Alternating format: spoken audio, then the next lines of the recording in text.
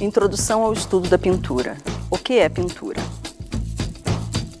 Olá, eu sou a professora Vânia Maria Andrade e nós vamos falar aqui um pouco sobre a técnica da pintura, sobre essa arte pela qual o homem se expressa há tantos anos até os dias de hoje e que fala um pouquinho de cada povo, da sua história, do seu momento histórico. E nós vamos falar sobre os elementos da pintura, sobre os instrumentos, sobre os termos técnicos. Aos poucos nós vamos aprofundando nesse conteúdo que nos faz deleitar há tantos anos na história da humanidade. Vamos lá? Vamos começar falando sobre o que é uma pintura. Você consegue observar tudo o que uma pintura diz? Quando você olha uma obra de arte, você consegue ler todas as informações que ela tem para te dizer?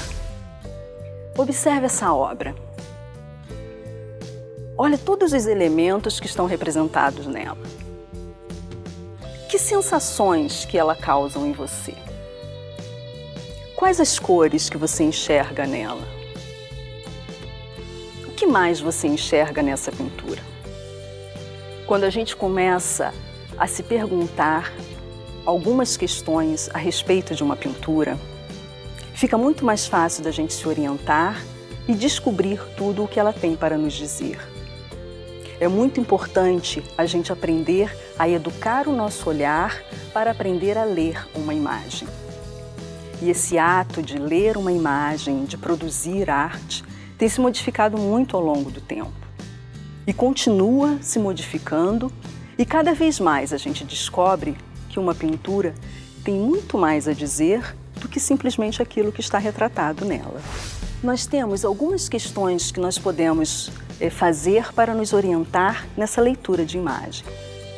Por exemplo, o que você vê na pintura?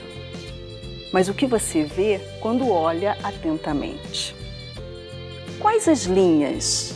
Quais as formas? Quais as cores que você enxerga na pintura? Onde está mais iluminado? Onde está mais escuro? Para isso, você tem que observar atentamente uma obra de arte. Qual o trajeto que o seu olhar faz ao percorrer uma pintura? Se cada vez que você olhar uma imagem, se fizer estas perguntas, você estará iniciando a sua alfabetização visual. Não é alfabetização verbal, porque é uma alfabetização que você faz ao ler a imagem. E para isso você precisa entrar em comunicação